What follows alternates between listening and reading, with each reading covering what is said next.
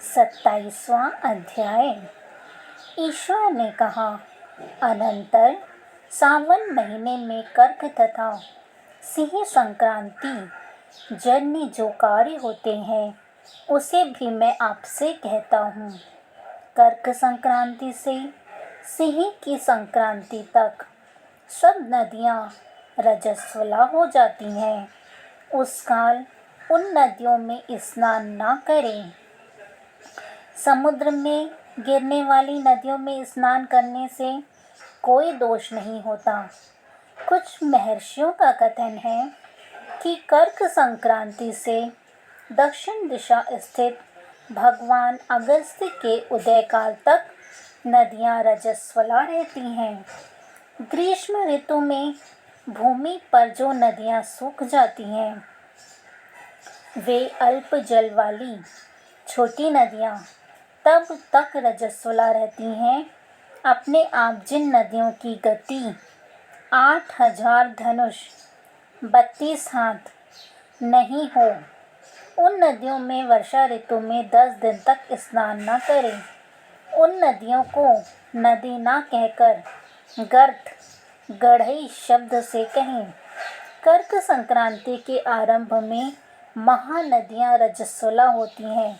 जैसे स्त्रियाँ 3 दिन तक अपवित्र रहे चौथे दिन पवित्र हो जाती हैं, वैसे ही महानदियाँ भी 3 दिन अपवित्र रहे चौथे दिन शुद्ध होती हैं।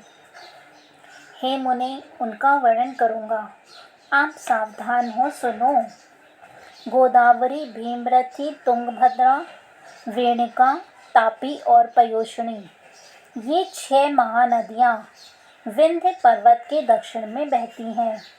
भागीरथी, नर्मदा, यमुना, सरस्वती, विशोका तथा वितस्ता, ये 6 महानदियाँ विंध्य पर्वत के उत्तर में बहती हैं।